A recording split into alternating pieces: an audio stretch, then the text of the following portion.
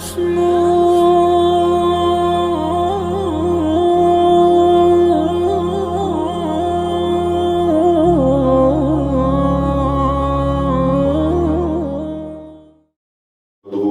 على رسوله الكريم اما بعد فاعوذ بالله من الشیطان الرجیم بسم اللہ الرحمن الرحیم۔ سورۃ الفاتحہ کی تفسیر سے پہلی آیت کا چوتھا لفظ العالمین، اس کی تفسیر آپ کے سامنے بیان کی جا رہی ہے۔ العالم کا مطلب ہوتا ہے ما یعلم به الشیء، جس کے ساتھ کسی چیز کو پہچانا جائے، یعنی اس جہان کے ساتھ ہم اللہ تعالیٰ کی حقیقی اور صحیح معرفت حاصل کریں، ایسی صحیح پہچان اور معرفت جس میں شرک کا شائبہ تک نہ ہو۔ اللہ تعالیٰ کی پہچان میں انسان کو کوئی غلطی نہ لگے، نہ اللہ کی ذات میں، نہ صفات میں، نہ ہی اللہ کی صفات کے تقاضوں میں۔ اللہ نے انسان کی زندگی اسی مقصد کے لیے دی ہے۔ کسی کو اللہ نے کم دی ہے، زیادہ دی ہے، کسی کو 10-20 سال ہے، کسی کو 50-60 سال ہے، 70 سال، 100 سال۔ وہ یہی ہے کہ اس 60-70 سال کے عرصے میں تم اس جہان پر غور کرو، اس میں موجود چیزوں پر غور کرو، اپنی ذات پر غور کرو، آسمان پر غور کرو، تمام چیزوں پر غور کر کے پہچانو کہ ان کا بنانے والا کون ہے۔ جو شخص اپنے اندر اور باہر غور کرے، چونکہ باہر بھی فطرت ہے، انسان کے اندر بھی فطرت ہے، تو دونوں فطرتیں ایک نہیں پیدا کی ہیں، اور دونوں فطرتوں کا تقاضا ایک ہی ہے۔ وہ کیا؟ کہ اللہ خالق ہے، اللہ مالک ہے، اللہ رازق ہے، اللہ کے سوا اور کوئی نہیں۔ تو آج بھی ہم اس جہان میں سے اللہ نے خاص طور پر ایک اور چیز کا تذکرہ کیا ہے، تو اس کا ہم ذکر کریں گے۔ یہ سورہ النحل کی آیت نمبر 66 ہے۔ اللہ تعالیٰ ارشاد فرماتے ہیں وَإِنَّ لَكُمْ فِي الْأَنْعَامِ لَعِبْرَةً نُسْقِيكُم مِّمَّا فِي بُطُونِهِ مِن بَيْنِ فَرْثٍ وَدَمٍ لَبَنًا خَالِصًا سَائِغًا لِلشَّارِبِينَ۔ فرمایا اور تمہارے لیے چوپایوں میں لعبرتاً عبرت ہے، غور و فکر۔ نسقیکم ہم پلاتے ہیں تم کو، مما اس میں سے جو فی بطونی ان کے پیٹ میں، یعنی جو ان کے پیٹ میں ہے اس میں سے ہم تمہیں پلاتے ہیں۔ کہاں سے پلاتے ہیں؟ من بین فرث و دم، گوبر کے درمیان اور خون کے درمیان، گوبر کے درمیان اور خون کے درمیان سے ہم تمہیں کیا پلاتے ہیں؟ لبنا خالصا، خالص دودھ، سائغن جو حلق سے نیچے آسانی سے اتر جانے والا ہے، سائغن آسانی سے اتر جانے والا ہے، للشاربین پینے والوں کے لیے۔ تو اللہ تعالیٰ نے اس ایک آیت میں دو باتوں کا تذکرہ کیا۔ چوپایوں میں تمہارے لیے نشانی ہے، چوپائے بہت سارے، اس پر الگ سے کس دن بات ہوگی چوپایوں میں کیا نشانی ہے۔ آج ہم چوپایوں کے پیٹ میں اللہ پاک نے اس میں سے ہمیں ایک چیز پلائی، اور وہ کیا ہے؟ خالص دودھ۔ اب خالص دودھ کا خاص طور پر اللہ نے ذکر کیا، اس کے بننے کا پروسیس کہاں ہے، کیا ہے، کہاں سے نکلتا ہے؟ گوبر کے درمیان اور خون کے درمیان سے۔ اچھا، اب گوبر جو ہوتا ہے، جو بھی جانور چارہ کھاتا ہے، گوبر کہتے ہیں، فرث کہتے ہیں جو چیز جانور کے حلق سے اتر کر اوجری میں چلی جائے، اور اوجری سے خاص پروسیس کے بعد جو وہ نکلتی ہے اس کو کہتے ہیں فرث۔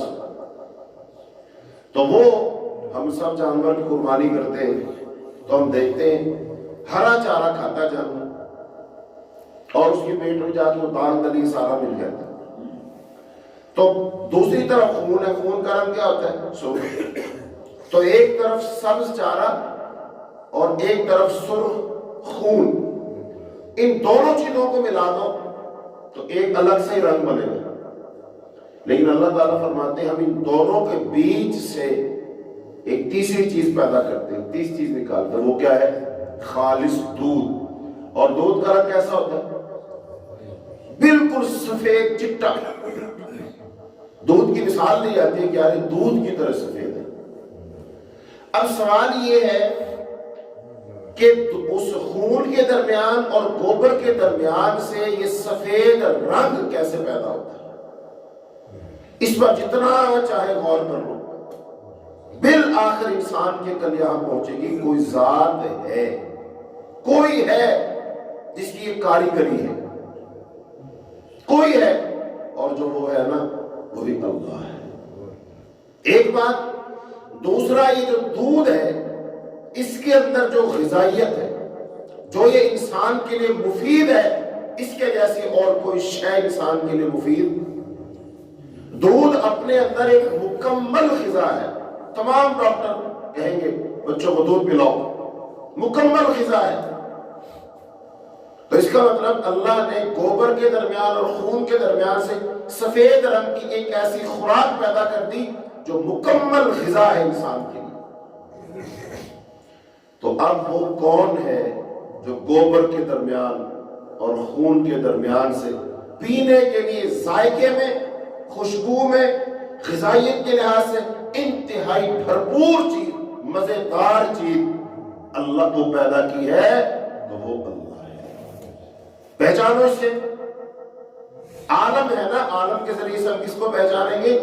اللہ کو پہچانیں۔ تو اللہ نے پہچان کے لیے ایک اور ہمیں پوائنٹ دے دیا، نقطہ دے دیا کہ انسانوں اس پر غور کرو، تو یہ ایک نقطہ بھی تمہیں اللہ کا تعارف کروا سکتا ہے، اللہ کی پہچان کروا سکتا ہے کہ دیکھو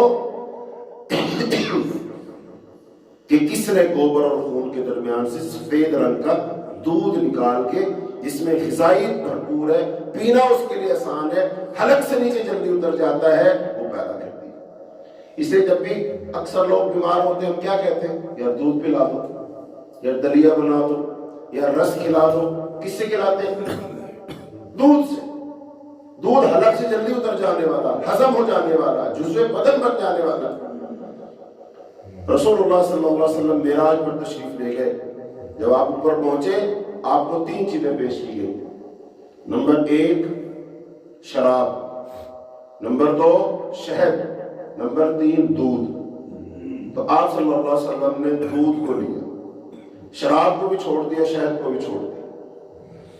تو حضرت جبریل علیہ السلام نے فرمایا کہ آپ نے فطرت کو چنا ہے، یہ بھی فطرت ہے اور آپ بھی فطرت پر ہے، آپ کی امت بھی فطرت پر ہے، تو دودھ کو چنا ہے۔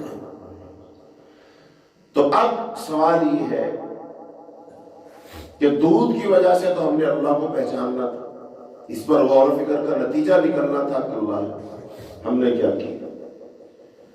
جانور اللہ کے، چھپائے اللہ کے، ان کے پیٹوں سے اللہ نے دودھ نکالا، لیکن ہم وہ دودھ کس کے نام کا دیتے ہیں؟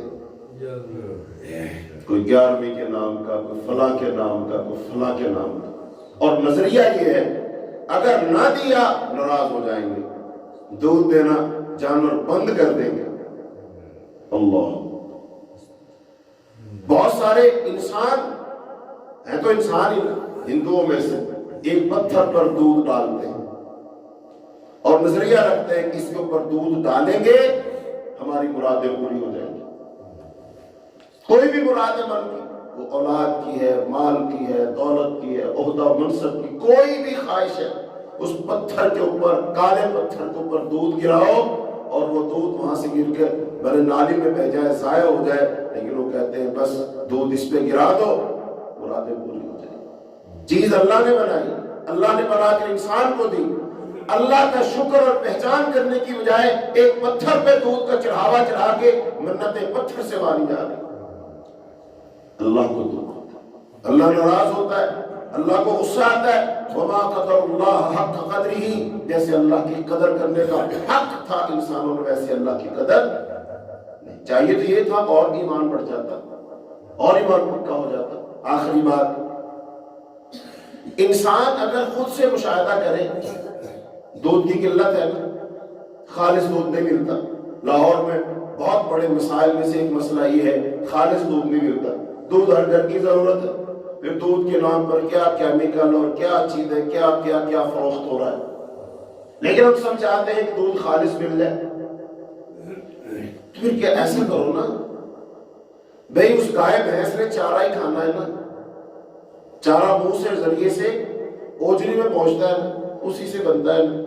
تو آج تک انسان نے ایسا کیوں نہیں کہ کوئی بڑا سا پلانٹ لگائے اور اس میں مکئی کا چارہ، برسیم کا چارہ، توڑی، کھل، بھوسا سب اس میں ڈال دے اور اس میں سے کوئی پائپ لگا کے دودھ نکالنے کی کوشش تو کرے گا. جب اتنی ضرورت ہے لوگوں کو تو پھر ہر بندہ گھر میں ایک چھوٹا سا ڈرم رکھ لے. بھینس جتنا چارہ کھاتی ہے ایک دن میں وہ 20 کلو چارہ کھاتی ہے، 25 کلو کھاتی ہے، کھائے، اور وہ اتنا ہی چارہ لا کے ہم کس میں ڈال لیں؟ ڈرم میں ڈال لو، اس میں پانی بھی ڈال دو، بھوسا بھی ڈال دو، کھل بھی ڈال دو، انتظار کرو اس میں سے دودھ نکلتا ہے. کمال یہ ہے گندم پیدا ہوتی ہے، گندم کے دانے کون کھاتے ہیں؟ ہم انسان. اور جو اس کا بھوسا بچ جاتا ہے وہ کون کھاتی ہے؟ بھینس. یعنی بیکار شے. رب وہ ہے کہ تم جانور کو بیکار شے بچا ہوا بھوسا کھلاؤ، اللہ جانور کے پیٹ سے اس بیکار شے بھوسے سے تمہیں سفید چٹا مزیدار غذائیت سے بھرپور اللہ دودھ پیدا کر دیتا ہے. اور انسان دودھ دانے کھاتا ہے، مغز کھاتا ہے. تو اس بات کو سوچ کہ تیری سوچ کیا ہے، فکر کیا ہے، کیا تو نے وہ مغز کھا کے، دانے کھا کے، کیا تو نے اللہ کی صحیح پہچان حاصل کی؟ اور وہ جو بھینس ہے وہ جانور ہے وہ چھپایا، لیکن وہ اللہ کی صحیح معرفت اور پہچان رکھتی ہے. تو انسان تو دانا کھانے والا، مغز کھانے والا، جتنے بھی اچھے اچھے پھل نا انسان کھاتا ہے. جلگوزے کون کھاتا ہے جناب؟ پستے کون کھاتا ہے؟ اور دوسرے ڈرائی فروٹس جتنے کون کھاتا ہے؟ انسان. تو انسان کو چاہیے سب سے اعلیٰ چیزیں کھا کر سب سے اعلیٰ سوچ کا مظاہرہ کرے. اور سب سے اعلیٰ سوچ کیا مطلب؟ اپنی سوچ سے، دماغ سے کس کو پہچان لے؟ اللہ کی توحید کو پہچان. ہاں پھر مزہ آ جائے، ہر چیز کا حق ادا ہو جائے. تو اس لیے اللہ تعالیٰ نے خاص طور پر اس کا تذکرہ کیا ہے. آیت کا ترجمہ دوبارہ سن لیجیے. اور تمہارے لیے چوپایوں میں بھی مقامی عبرت اور غور ہے. ان کے پیٹوں میں جو گوبر اور خون ہے، اس سے تم کو خالص دودھ اللہ تعالیٰ پلاتا ہے جو پینے والوں کے لیے بہت خوشگوار ہے، اچھا ہے. تو اس کائنات کی ایک ایک چیز ہمیں دعوت غور و فکر دے رہی ہے کہ اس چیز پر غور کر کے اس کے بنانے والے کو پہچانو. تو اللہ تعالیٰ سے دعا ہے اللہ تعالیٰ ہمیں اپنی حقیقی معرفت عطا فرمائے، اللہ تعالیٰ ہمیں اپنی حقیقی پہچان عطا فرمائے، اللہ تعالیٰ ہمیں توحید پہ زندہ رکھے، توحید پہ اللہ کے موت عطا فرمائے. وآخر دعوانا الحمد للہ رب العالمین.